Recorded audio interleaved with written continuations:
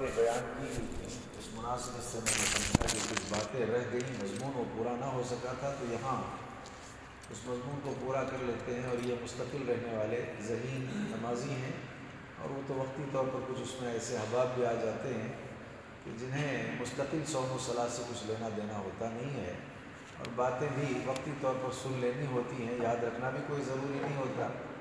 اسی لیے ہم نے مناسب یہ سمجھا کہ دو چار باتیں جو وہاں رہ گئی آج کے اس درس میں اس کو بیان کر کے موضوع کو مکمل کر لیا جائے۔ موضوع یہ تھا کہ منگنی کی شرعی حیثیت کیا ہے اسلام میں، اور اسی ضمن میں تین باتوں کو جب وہاں بیان کیا گیا تو اس میں سے دو باتیں جو رہ گئی اس کا ہم تذکرہ کریں گے۔ پہلی بات جو وہاں بیان کی گئی تھی، منگنی کی شرعی حیثیت کیا ہے، شریعت میں خطبہ ہو سکتا ہے کہ نہیں ہو سکتا ہے؟ تو پہلی بات یہ کہی گئی کہ ہاں منگنی ہو سکتی ہے۔ اس کی صورت پہلے تو یہ ہے کہ عورت شرعی موانع سے خالی ہونا چاہیے، تو پھر اس کو پیغام نکاح دیا جا سکتا ہے۔ کیا مطلب اس کا؟ یہ سب علمی باتیں ہیں اور آپ لوگوں کے لیے ہمارے لیے ہیں۔ عورت شرعی موانع سے خالی ہونا چاہیے تو اس کو پیغام نکاح دیا جا سکتا ہے۔ اب شرعی موانع، شریعت نے جس میں روک لگا دی ہے اس سے خالی رہنا چاہیے۔ شریعت نے کس سے روک لگا دی ہے کہ وہ نسب کے اعتبار سے یا دو شریک ہونے کے اعتبار سے ایسے رشتے میں نہ ہو کہ جس سے شادی کرنا حرام۔ ایسے رشتے ہیں 17، اس سے زائد بھی تھوڑے سے، لہذا اگر آپ وہاں نکاح کا پیغام کسی کے لیے بھیجتے ہیں نہیں ہوگا نکاح۔ یہ نکاح کا پیغام بھیجنا یا نکاح کی پختگی کرنا یہی منگنی ہے سب میں۔ تو لہذا پہلی بات یہ ہے کہ عورت شرعی موانع سے خالی ہو، وہ ایسی آپ کے رشتہ دار نہ ہو کہ جس رشتے کی بنیاد پر اس سے شادی کرنا آپ کے لیے حرام۔ نہیں کر سکتے آپ، پیغام نکاح نہیں بھیج سکتے۔ اچھا، یہ حرمت مستقل ہو سکتی ہے ہمیشہ کے لیے، اور کچھ حرمتیں ایسی ہیں جو مستقل نہیں، سببی ہیں، سبب کی وجہ سے حرام ہے، سبب نہیں تو حلال۔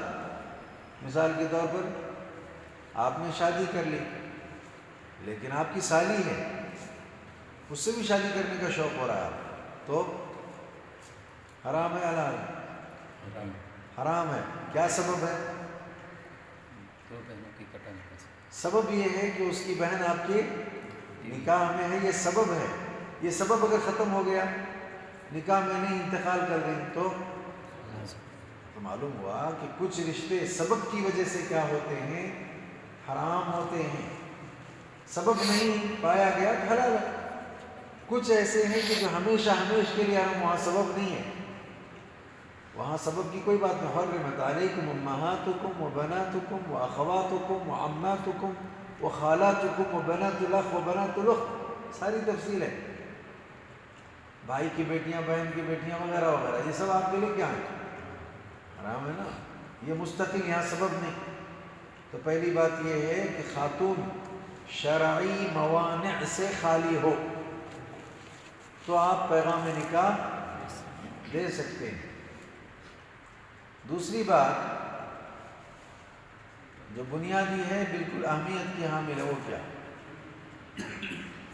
کہ آپ پیغام نکاح جب دے رہے ہیں تو یہ بہت زیادہ ضروری ہے، اس کا خیال رکھا جائے کہ وہ عدت کے ایام میں نہ ہو۔ اس میں نہ ہو، اگر عدت کے ایام ہے تو نہیں دے سکتے۔ اچھا، عدت کے ایام کو بھی سمجھنے کی ضرورت ہے۔ عدت وفات ایک ہوتی ہے، عدت طلاق ایک ہوتی ہے۔ بہت بنیادی باتیں ہمارے علم میں رہنا چاہیے سر۔ عدت وفات، مر گیا شوہر، کس میں ہے؟ عدت میں ہے، لہذا آپ نکاح کا پیغام نکاح کرنا دور کی بات ہے، پیغام بھی نہیں بھیج سکتے۔ دوسرا ہے عدت طلاق۔ اب عدت طلاق جب ہم کہتے ہیں تو اس میں دو صورتیں ہیں، طلاق رجعی، طلاق بائن۔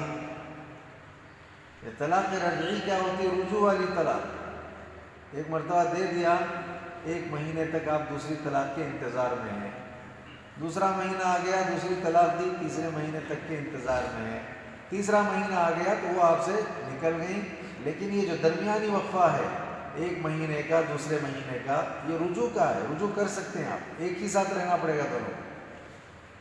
ہمارے یہاں کیا کرتے، ساتھ نہیں رہتے، ایک دے دیا بھیج دیا، نہیں، شریعت کی حکمت یہ ہے ساتھ میں رہنا۔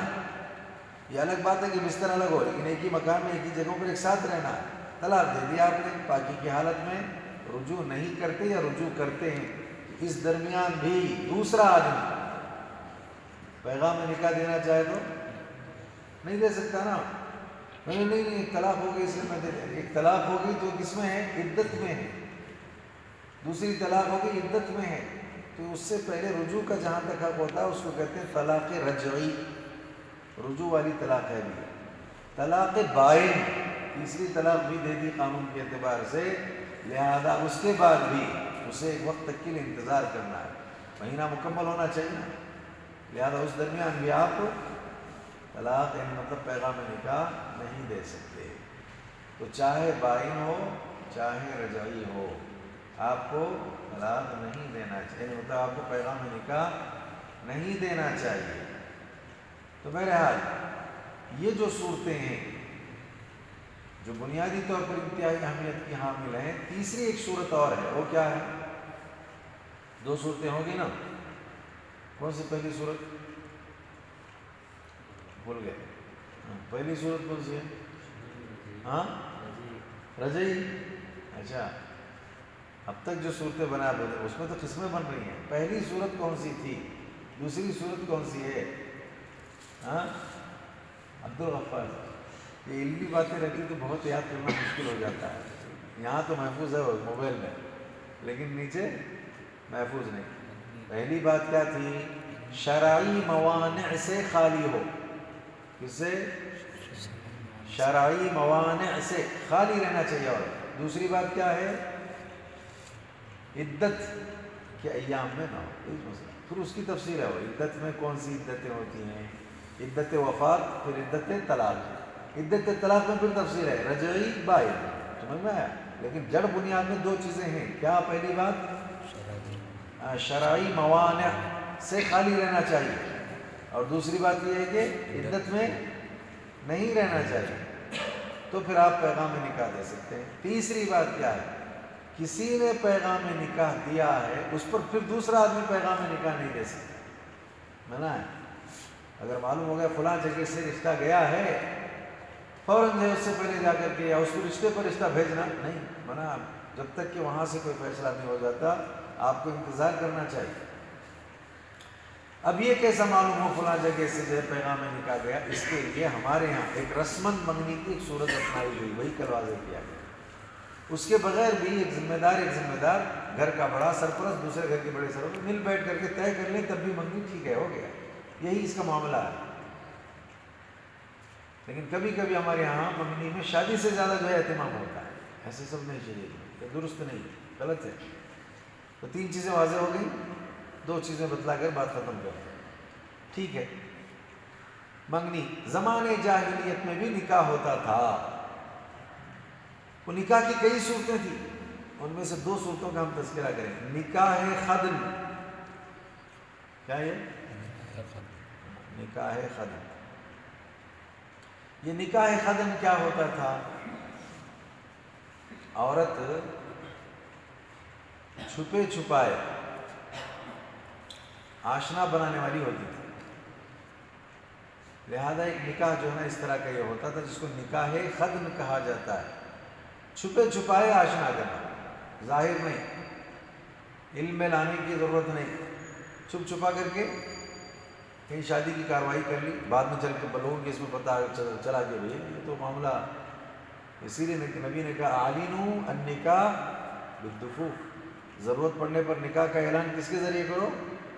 دف بجا کر کے، ہاں شادی ہو گئی۔ جیسے آپ کو منگنی کے بارے میں کہا گیا کہ منگنی کے بارے میں منگنی پر منگنی نہیں دی جا سکتی ہے، ایسے ہی اعلان نکاح ہونا چاہیے، چھپ چھپا کر کے نہیں، کہیں بھی گئے کسی بھی طرح سے آپ نے کر لیا نہیں، لوگوں کے علم میں نکاح ایک سنت ہے نا، اس کی وضاحت ہونی چاہیے، اس کا اعلان ہونا چاہیے کہ نکاح کا معاملہ ہو گیا ہے، فلاں فلاں کی زوجیت میں چلی گئی ہیں، تو اس حوالے سے یا علم میں آنا چاہیے، وضاحت ہو جانی چاہیے اس کی، تو ضرورت پڑنے پر ایسا کیا جا سکتا ہے۔ دوسرا جو نکاح تھا بالکل عجیب نکاح، زمانے جاہلیت میں شریعت نے اس نکاح کو منع کیا ہے جو بھی میں نے ذکر کیا۔ دوسرا جو نکاح ہے اس کو بھی منع کیا، وہ نکاح ہے بدل۔ بدل اچھی طرح یاد رہے گا۔ نکاح بدل کیا ہوتا تھا؟ ایک آدمی جاتا کہتا تم میری بیوی کو استعمال کرو، میں تمہاری بیوی کو استعمال کرتا ہوں۔ بدل، عدل بدل کرنا، کیا کرنا؟ میری بیوی کو تم استعمال کرو، تمہاری بیوی کو میں استعمال کرتا ہوں۔ شریعت نے اسے حرام کر دیا، ایسا نکاح ہو ہی نہیں سکتا، اس طرح کا معاملہ نہیں ہو سکتا۔ تو اس حوالے سے اس کو بھی نکاح کا نام وہ دیا کرتے تھے۔ شریعت میں جو نکاح ہے وہ یہ ہے کہ شرعی موانع سے خالی ہونا چاہیے، عدت میں نہیں ہونا چاہیے، اور زمانے جاہلیت کے نکاح کی جتنی شکلیں تھیں ان شکلوں میں سے کوئی بھی شکل نہیں۔ یہ اصل یاد رکھنا، زمانے جاہلیت میں نکاح کی جتنی شکلیں تھیں جس پر شریعت نے پابندی لگا دی ان میں سے کوئی نکاح کی شکل نہیں ہونا چاہیے۔ تو پھر صاف ستھرے طور پر آپ نکاح کرو، نکاح کراؤ۔ شریعت میں بہترین اور مطلوبہ چیز ہے، یہ پسندیدہ چیز ہے، اس کی طرف توجہ کی جا سکے، کرنا چاہیے اور اس طرف دھیان دینا چاہیے۔ کتنے ایسے شریعت کے مسائل ہیں جو ہمارے علم میں نہیں ہیں، بہت سارے لوگ اس سے واقف نہیں ہیں، اس کو جاننا بہت زیادہ ضروری ہے۔ علم بہت وسیع چیز ہے۔ اب ہمارے یہاں بس کچھ موٹے موٹے کام برسوں سے سالوں سے چلے آ رہے ہیں، ہم اس کو دیکھتے ہیں، بس وہی دین ہم نے اتنا سمجھ لیا ہے۔ گہرائی میں جائیں، بہت سی باتیں ہیں، بہت سی باتیں، ہر مرتبہ آپ پڑھنے جاؤ گے تو ایک نئی چیز آپ کو آتا ہے گی، علم کے حوالے سے ایک نیا مسئلہ آپ کو ملے گا۔ تو بہرحال حصول علم کا شوق ہونا چاہیے، اور حصول علم کے شوق کا مطلب یہ ہے علم کو محفوظ رکھنے کی جو ہے کوشش کرنا چاہیے، تب جا کر کے آدمی پختہ ہوتا ہے اور بہت زیادہ اس کے ذریعے قوم کو، لوگوں کو، خود کو فائدہ پہنچتا ہے۔ ہم خود کے لیے بھی نفع بخش ہوں اور دوسروں کے لیے بھی نفع بخش بنیں۔ میں آج کے لیے اتنی باتیں کافی سمجھتا ہوں۔ اللہ مجھے آپ سب کو ساری باتیں جو بیان کی گئیں اس پر عمل کرنے کے اللہ توفیق عطا کرے، ہم سب کے جائز ضروریات کو پورا فرمائے، ہر آفت، ہر مصیبت، ہر بلا، ہر پریشانی سے ہماری حفاظت فرمائے۔ ربنا تقبل منا انک انت السمیع العلیم وانت التواب الرحیم۔ سبحان